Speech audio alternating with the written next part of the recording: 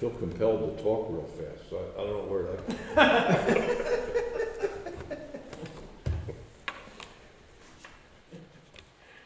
Okay,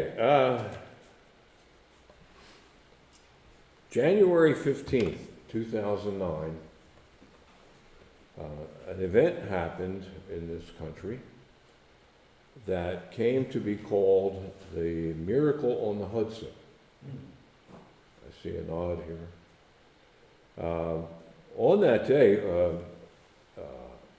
U.S. Air Flight 1539, which was an Airbus aircraft, two-engine aircraft, 155 souls on board, had a very short flight. The flight lasted 4 minutes from takeoff to incredible landing. And the cause of it was birds. They call it a bird strike. They flew into I think they call it a gaggle of geese. Both engines were out. The pilot and co-pilot managed to do something quite novel, and that doesn't happen every day, shouldn't happen every day. They landed the aircraft on the Hudson River. And now, a lot of times you think, well, you know, all you got to do is kind of skim in there, make sure the gear is up, and, you know, everything. But you have to do it just right. It has to be a tail-heavy landing. And then, you know, you let the nose come down, just as if you had nose wheel instead of a tail wheel. But at any rate, the captain, the pilot, was a gentleman named Chelsea Sullenberger. There was a movie made about this, actually, in which Hollywood got it wrong in the end. But anyway, he and his co-pilot managed to get this plane safely landed on a river. They got all the people out. If you recall, you may have seen a picture of them standing on the wings, waiting for rescue. There were tugboats and any watercraft nearby. They all came out, and this amazing thing happened.